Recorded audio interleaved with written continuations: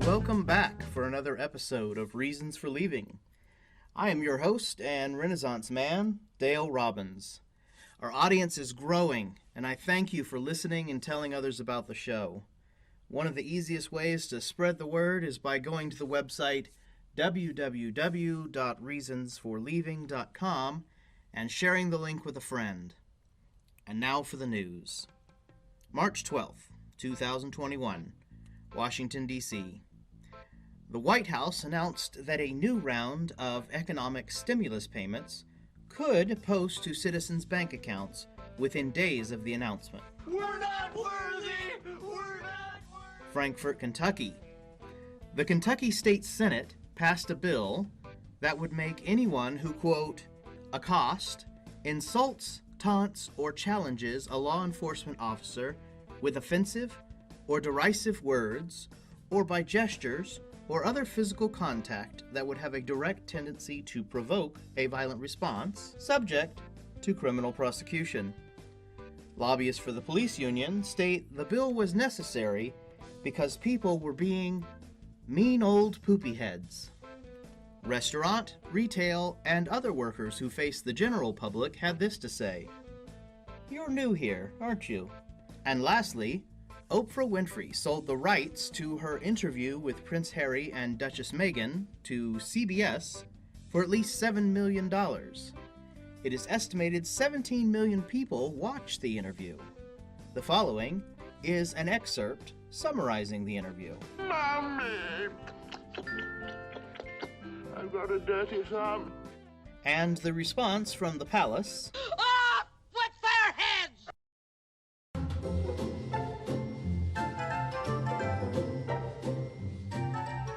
And now for what I think. For this episode, I'm going to share my thoughts on two of the previous news items. First, the stimulus checks. A new round of economic stimulus payments could post to citizens' bank accounts within days? Well, a monkey could fly out of my butt. And how do these payments magically appear? Aren't these payments going to be sent by the same agency that's already a week late sending out this year's tax refunds? I recently called a different government agency and was told the hold time was 90 minutes. So I waited on hold for an hour and a half while I did chores around the house, but eventually I got through. Now, the IRS website says to call if it has been more than 21 days since your filing acceptance. So I called, and an automated message told me, due to heavy call volumes, they could not take my call, and then it hung up. With the bill out of Kentucky, as for the physical contact, in general, you do not have the right to touch anyone without their consent. But for the other actions stated in the bill, let me see if I have anything relevant to that. Ah, here it is. The First Amendment to the United States Constitution states, Congress shall make no law respecting an establishment of religion or prohibiting the free exercise thereof, or abridging the freedom of speech or of the press or the right of the people to assemble and to petition the government for a redress of grievances. I'm not a lawyer, but I'm pretty sure the Supreme Court would knock this down faster than Justice Ginsburg could throw on a collar. Well, I, for one, choose to stand up to the man. Kentucky police officers who agree with this bill, to you I say, Yo mama is so fat, she went to the restaurant, read the whole menu, and said, yes, please. And that's what I think. Our guest for this episode is one of the more fascinating individuals I have ever met. My friend James Bennett is a high school French teacher and also a published restaurant reviewer, a gourmand, and a drummer in a band. James, so good to have you on the show. Hey, it's good to be here, Dale. So, tell us a little bit about how you became a French teacher. Well, I mean, I don't really know how professional paths work for others, but I've always been drawn to language, and French especially was something that I always was pretty good at through like my high school years and as I was going to college. And when I really decided to figure out what I was going to do to make money, it was one of the few things that I was good at that I enjoyed. And so I just kept taking classes through the university until I think I'd taken them all. And yeah, and that was kind of always the path that I was headed towards, was education. Very cool. And you actually lived in France for a period. Yeah, I did. I served an LDS mission in France. Um, I had taken 3 years of high school French before then, and returned and got a master's degree in French literature. So the time in France certainly helped, but there was, quite a bit of other work that went into it. So you had the education experience with the immersion to kind of solidify it all. Yeah, yeah. Okay. So you're the advisor for the French Club, and you have some type of tradition involving cheese. Can you tell us about that?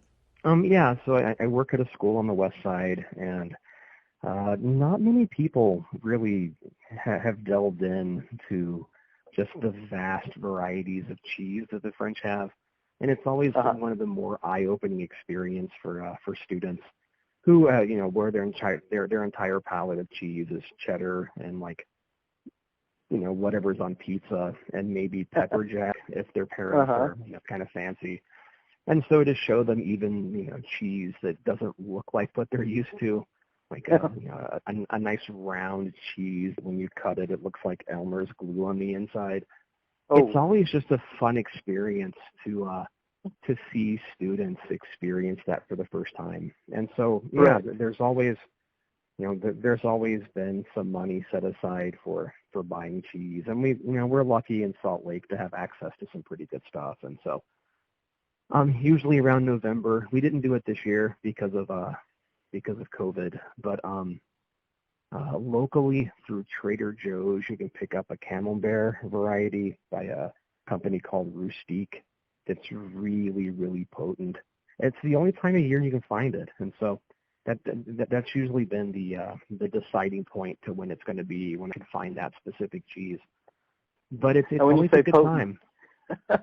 It sounds like it. When you say potent, do you mean like sharp? I don't even know if sharp is the term I would use. I mean, it definitely has some funk to it. And so you can get students to eat the brie, because brie is mostly kind of flavorless. And you can get like all sorts of weird aged stuff that has like a good flavor. But then the Camembert just kind of, it smells like socks. It kind of, if you let it go a little bit too long, it just turns into ammonia. And so it starts to really, really smell bad. But it's just such an incredible flavor if you can catch it right when it's perfect. And as you said, not something that a kid would have in their house every day. Yeah, not typically. Now, it would be natural to assume that you'd be the advisor for the French Club, but as I understand, you ended up accidentally becoming a sponsor for something quite different. Yeah. Those were dark times, Dale. But yeah, and so like the school offers a whole lot of clubs that are tied to curriculum, but then there are like non-curricular clubs. So you'll have, kids who do like a board game club, and there are kids who do like mock sword fighting clubs, like anything that you can find a faculty member to sponsor, is allowed to happen. And so a couple of years back, just like the most sincere and saddest kids came into my classroom and asked me if I would sponsor their My Little Pony Club, right? So it was the Brony Club, and we only did it for 1 year because I found an excuse to not be able to do it the next year. But man, just what an odd thing. But yeah, these kids come in, and like one of them had been visibly like crying recently, and they're like, "Mr. Bennett, you're our last hope. We've asked everybody else." And so they pitched this idea of coming together as a group of mostly boys and watching episodes of My Little Pony and singing songs and talking to each other, and I'm like, that's really odd. But I kind of saw the desperation in their eyes, but I also understood that like if I didn't do it, like no one else was going to, and it was really, really important to them. And so I agreed, but I agreed with the idea, with the understanding that the deadline to submit paperwork had already come and gone.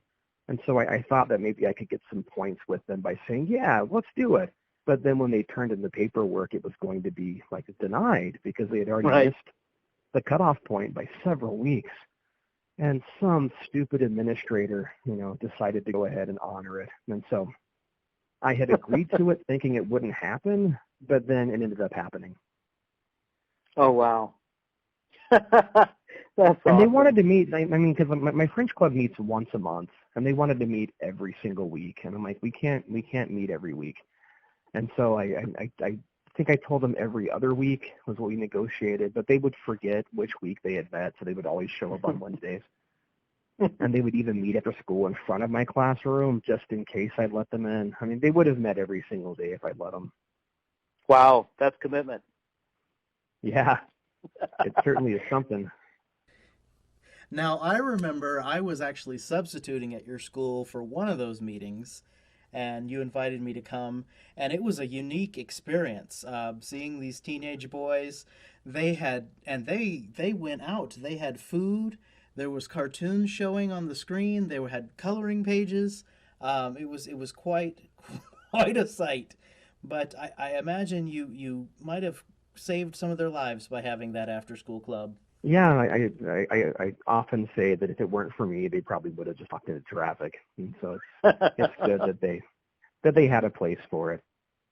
That's awesome. I still catch hell over that like today. It's been years, but like, people will still call me. I'm like, aren't you the Brony Club guy? It's like, you know what? Step off. I do other things. Yeah. Oh.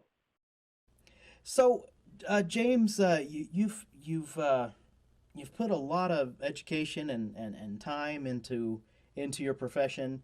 What advice would you have for maybe someone that's entering college or thinking about a career in teaching?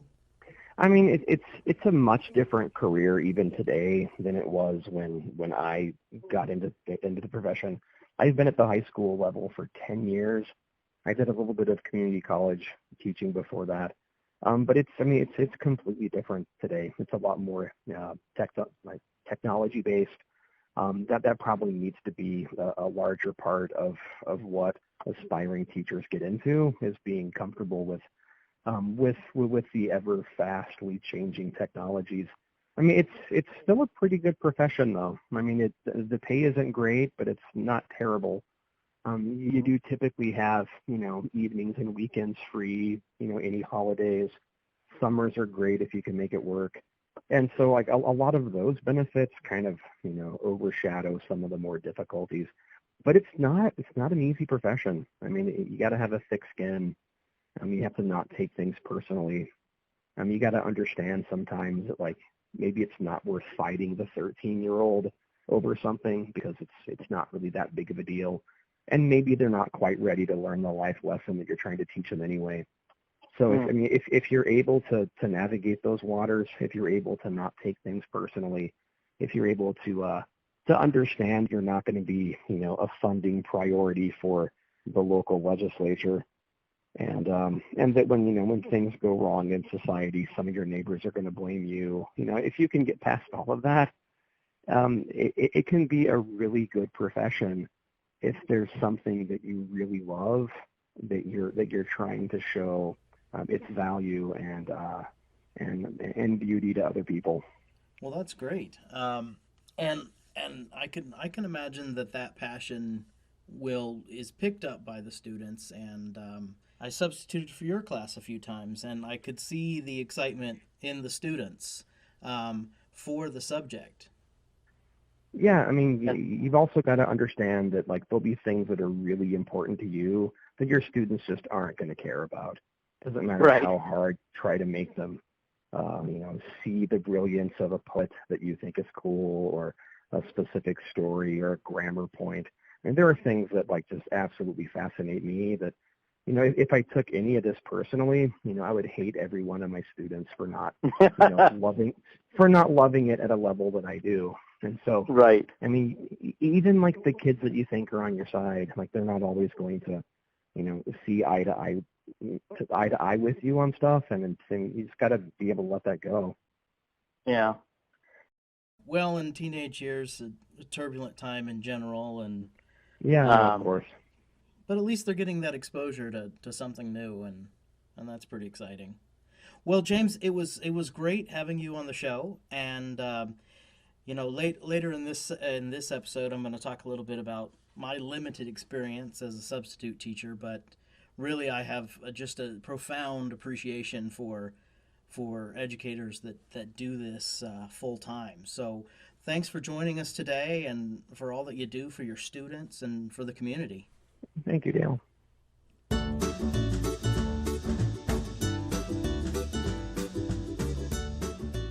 And now for Dale's Tales. For about 1.5 years, I was a substitute teacher while I was building clientele for my business. I learned a lot from that job, including how amazing teachers are. My first posting was as a teacher's aide for a kindergarten class. In orientation, I lost count of the number of times I was told never to touch the kids, even if a child had a detonator that would blow up the whole city. Never touch a student. The teacher asked me to read a story to the students. So the kindergartners sat on the special rug, and I was in the chair reading to them and showing them the pictures. When the story was over, it was time for recess, and as the kids were getting up to go outside, the teacher says, "Class, what do we say to Mr. Robbins?" In unison, their little faces lit up. I froze in stunned horror as 20 little munchkins came running towards me with a chorus of, "Thank you, Mr. Robbins." As many as could fit latched onto my legs, and the ones who could not reach me were hugging the ones that could. It was a beautiful and a little bit scary group hug. But one of my favorite things to do as a substitute teacher, no matter what grade, was reading for or with children and talking about what we read. I would often think to myself, I can't believe I'm getting paid to do this. When I had the chance, I would choose to cover middle school or high school language arts because that has always been my favorite subject all the way through college.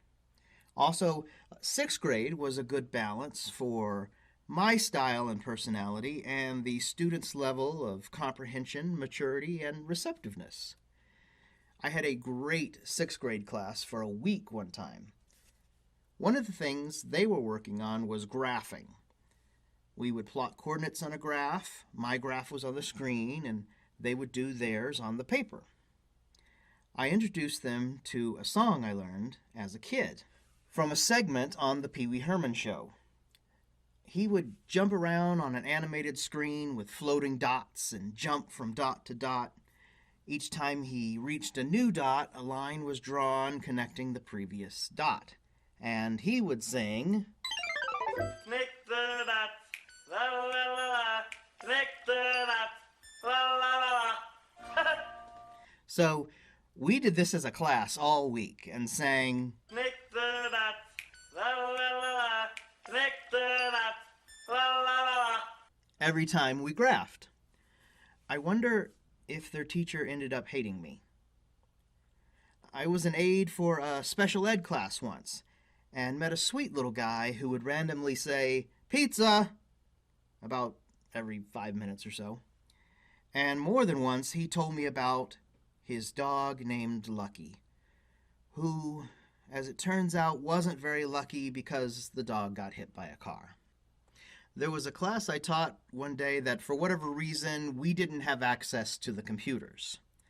I reacquainted the students with prehistoric Google. You may remember it as a dictionary. On one special occasion, I substituted for my daughter's 3rd grade class. We sat together at lunchtime. With high school classes, truancy was an issue sometimes. especially when the students found out a sub was in. One of my favorite movies is Ferris Bueller's Day Off. And while my truancy level was not as egregious as Mr. Bueller's, I pulled a few stunts in my days. In 1934, President Roosevelt appointed Joseph Kennedy to be the director of the newly formed Securities Exchange Commission. Not because Mr. Kennedy was a brilliant administrator, but because he was a notorious stock manipulator and inside trader. And as such, he would be able to pick out illegal activity in the stock market. Likewise, my high school experience prepared me for this role as a substitute teacher. One thing that kids loved to do was answer for someone else when I was taking roll. So their friend could be counted as present when in reality that student was skipping. This was a fun game until they realized the teacher had left me a seating chart with the students' names and picture for each seat. If I didn't have a chart like this, I would call the roll and then count the number of students in the room, then compare it to the number of students I marked present. From the look of utter shock and almost betrayal on their faces, you would have thought I had just stolen their lunch money. Then there were the kids who would show up at the beginning of class, and after I took attendance, they would wait until I was engaged with another student and sneak out. So, about 5 minutes before the end of class, I would count the number of students and call roll again to see who left. I made a note for the teacher if anyone was missing. Suddenly, everyone became a civil rights attorney. "You can't do that! He was here when you first took roll. I'll refer you to Bueller versus the Board of Education for precedent on this matter." In a high school class, a girl came in and identified herself as the sister of a boy in my classroom. She explained to me that the boy needed to come with her immediately because their grandmother had just passed away, and they needed to go home because the grandmother could not be removed from the home until the family performed a ritual in the house. And this was an important tradition for her family. After extending my condolences for her loss, I called the school office and relayed the information. The school called their parents, and in reality, Grandma was just fine, and the student was not excused from class. Oh, to be a fly on the wall at that home. But hey, points for creativity. A student once asked me why adults care so much about their future. I mean, it's our lives, she said. I reminded her that her future is my future too. Someday, you may be the doctor that treats someone I love. You may be the first responder who saves my life. You may be a legislator who helps decide policies that affect us all. Teachers are heroes, folks. Let's give them a hand. And that's all for now. I'll be back next Friday. Thank you for joining me. Until then, please visit www.reasonsforleaving.com for more content. And please tell a friend. I'm Dale Robbins, and remember, failure is the condiment that gives success the flavor.